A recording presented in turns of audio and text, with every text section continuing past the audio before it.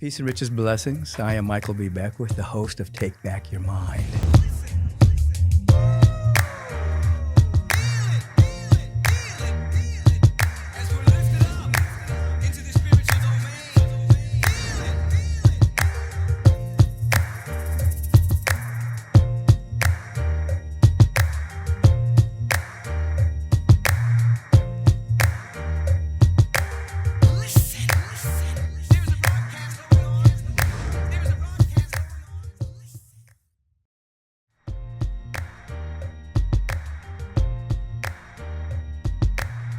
Dynamic blessings to all of you, and welcome to the Take Back Your Mind Life Question of the Week.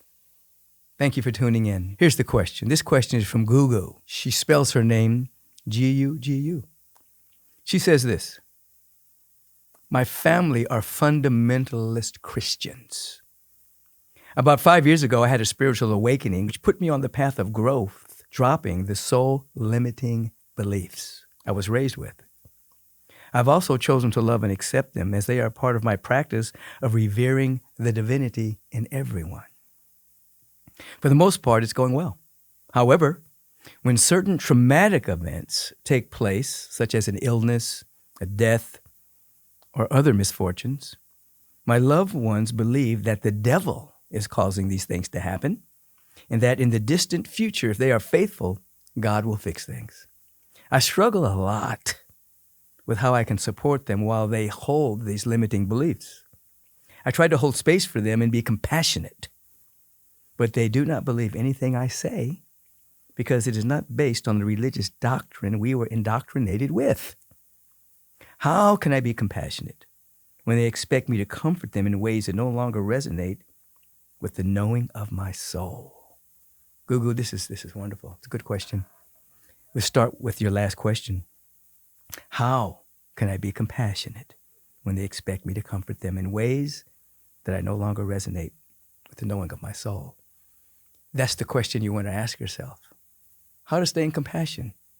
Compassion is an extremely high form of love. Compassion basically says, compassion is the energy of understanding the lack of understanding. And so since you grew out of this indoctrinated teaching, you have an inner understanding of how someone can be, let's say, brainwashed into a very limited viewpoint of reality. You understand that because you were there yourself. So compassion is understanding the lack of understanding. So with their lack of understanding of your growth, you just have compassion for them. You don't try to change them. You just love them. And now how can you work with them? As Jesus the Christ said, even though you're not a fundamentalist Christian, the teachings of Jesus probably still resonate in your heart. Teachings of Jesus, he said, agree with thy adversary quickly.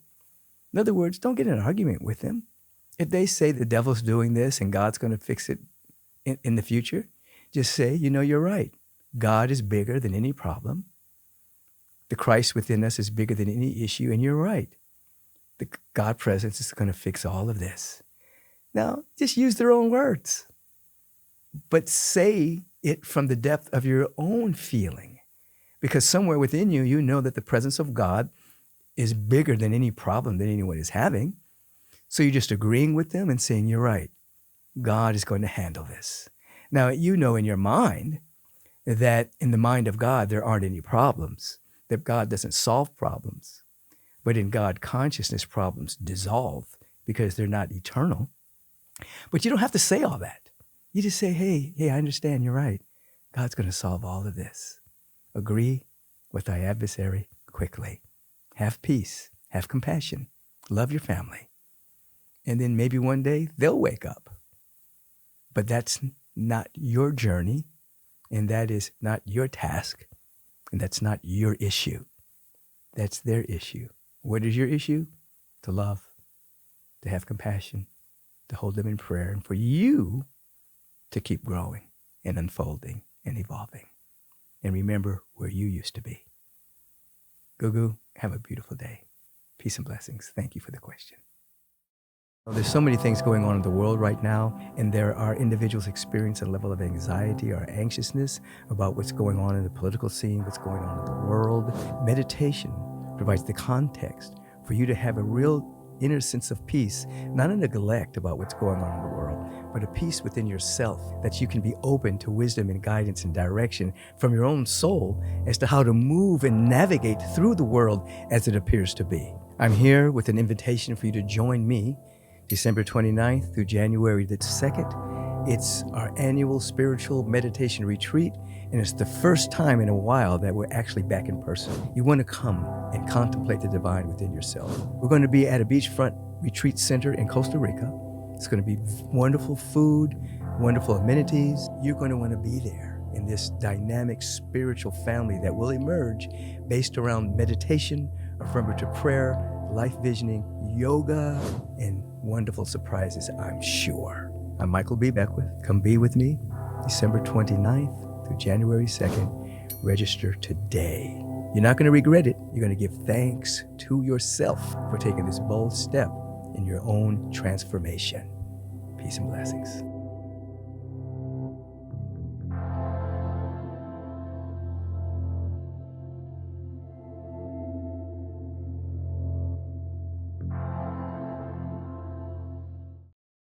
Our second question today is from Becky. Becky says, I'm so confused about how to believe in God. I know there's no bearded man in the sky, but how do I pray to a vibration? How can a vibration be omniscient and answer prayer? How can I know for sure what is true? I want to know in my heart what God is and how to reach it. By the way, it may help to know I was raised Pentecostal, but I know there is something more. Your advice and help is greatly appreciated. Becky, this is a beautiful question. You're going to help a lot of people. You're right. There is no guy in the sky in the sweet by and by sent to help us. God is spirit. Think about the great master teacher that walked the planet, Jesus the Christ. He said, pray to God in spirit. So God is spirit, God, not just a vibration. God is pure spirit, capital S. What does that mean? Spirit, life, is everywhere. That's omniscient, which is all-knowing, omnipotent, the only power, omnipresent, everywhere. So this presence, not just a vibration, not just a frequency, this presence is everywhere. And your life came from this presence. There's so much I could teach here. So your life is an emanation of the life of God. What does emanation mean? Something that comes from the source. For instance, a wave is an emanation of the ocean. The ocean, everywhere, and then it has waves. The wave emanates from the ocean. The sun beam emanates from the sun. It's connected to the sun, has the same qualities of the sun, but it's a beam. The wave of an ocean emanates from the ocean, has the same qualities of the ocean, but it's a wave temporarily. And so how can a presence answer prayer? Now, here's where vibration comes in. Again, let me go back to our brother, master teacher, Jesus the Christ. He says, pray to God, believing that you may receive. So believing is a feeling tone that what you're praying for, you already have it. What does that mean? That means you're not changing God's vibration. You're not praying to a vibration. You are lifting your vibration to a belief and a feeling that what you're praying for, you already have it. Pray believing that you have, that you may receive.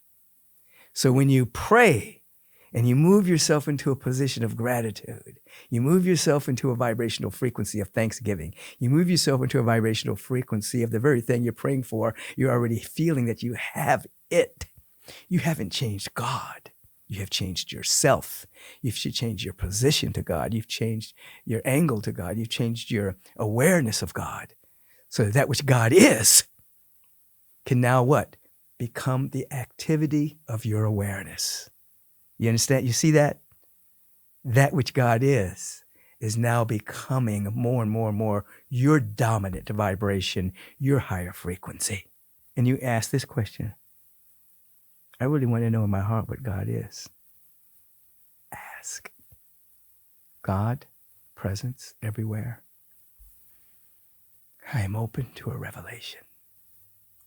I am open to a real revelation of knowing God. Just be sincere. The presence of God is everywhere. And according to your availability and sincerity, you'll have what is called an insight. You'll incrementally or suddenly know, oh my God, the presence of God is closer than my breathing and nearer than my hands and feet. Straight from Scripture. Or you'll hear from the Quran, God is closer than my neck vein. Or you'll hear from any other sacred text, God is everywhere. You see, be sincere in your asking and you'll have a revelation. Becky, I think you've helped a lot of people with this question. A lot of people. Thank you for asking. And all of you tuning in, this has been Life Questions of the Week. Hope they've been helpful. Peace and blessings. Have a beautiful day.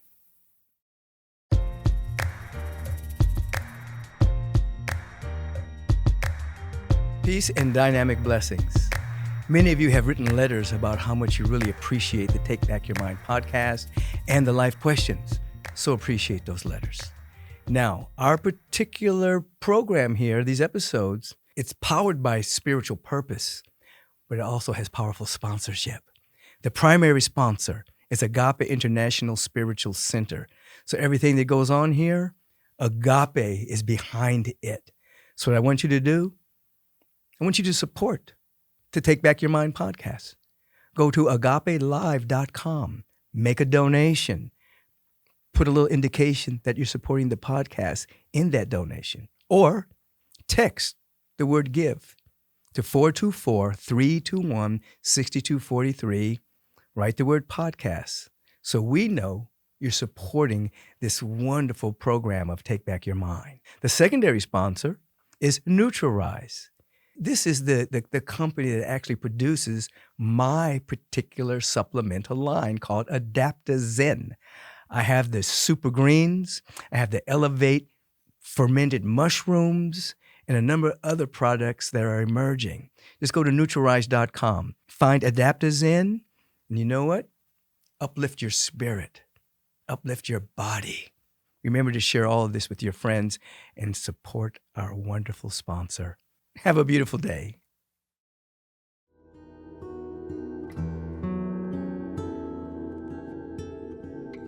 Peace and blessings. And this is your moment in the Take Back Your Mind podcast, Life Question of the Week.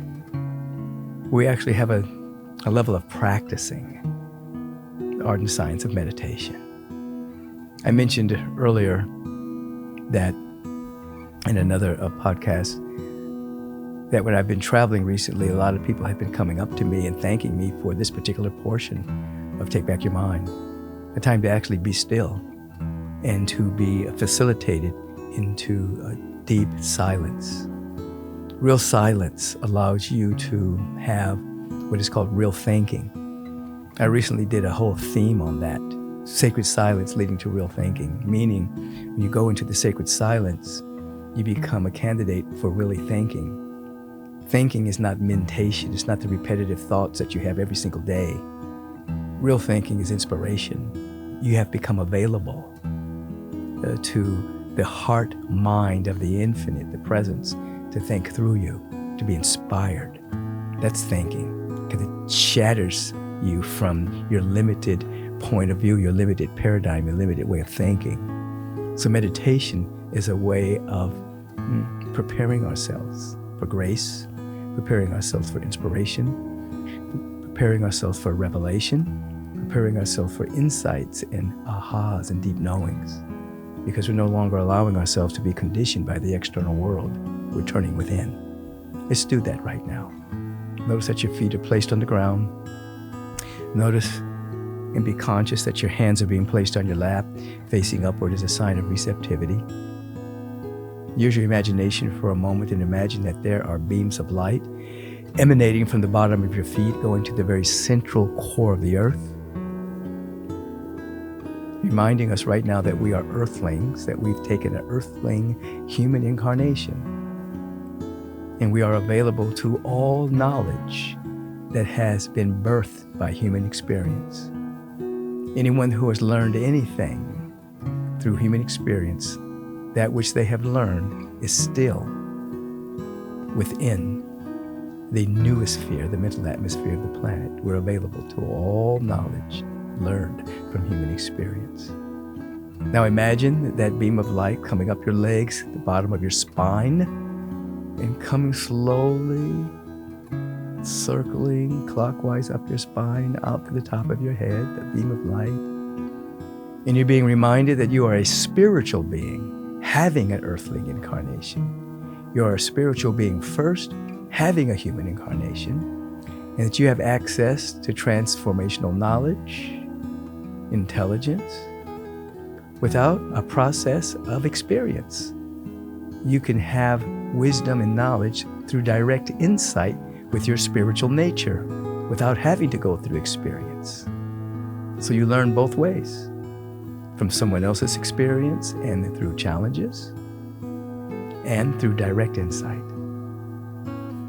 So in this moment, we've just made ourselves available through the sacred knowledge in the noosphere born from experience, into transformational knowledge, wisdom, intelligence, from direct contact with the presence. Be still.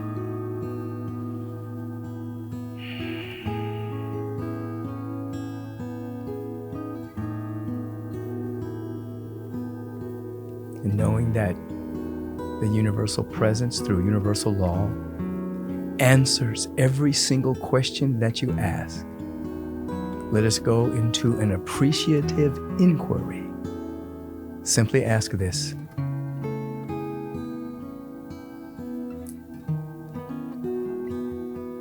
how can it get better than this? How can my life experience get better than this?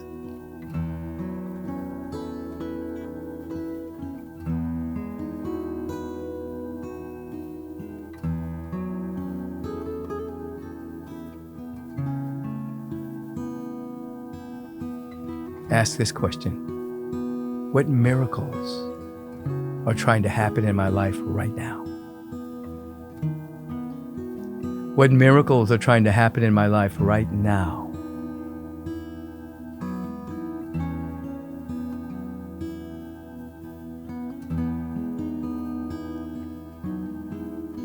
Sit in the receptivity of the answer. How can it get better than this? What miracles are trying to happen in my life right now?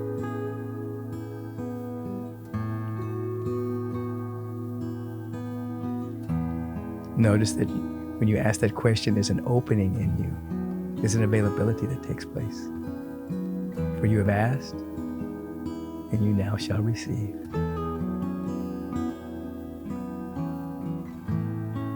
Let's ask a third question. Why are my needs always being met? We're assuming spiritually that that's already happening in the mind of God. Now we're making ourselves receptive to that assumption. Why are my needs always being met? Feel the opening in your own heart and soul as the universal presence through universal law answers that question.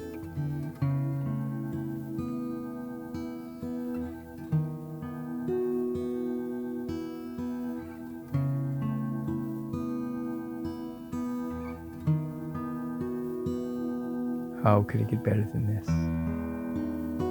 What good, what miracle is trying to happen in my life? Why are my needs always being met?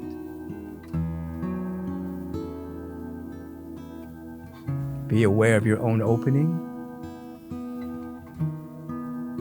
your own availability to the answers. It's happening now. Let us give thanks that this is so. As you slowly open your eyes, feel the shift in your frequency by asking, as I have taught almost 40 years, as you are asking empowering questions that the universal presence through universal law is now seeking to answer. Peace and blessings. Have a beautiful life. Your time is very valuable, so I want to thank you for tuning in to Take Back Your Mind. If you want to submit a life question, please do so. Email us at podcast@michaelbeckwith.com, and perhaps one day I'll be answering your question that will touch the lives of so many. If you've enjoyed the show, you might as well submit a 5-star review. You might as well tell your friends and family. Let's spread the love. Until we meet again, maintain your awareness. Take back your mind. Because when you take back your mind, you take back your life. Peace and blessings.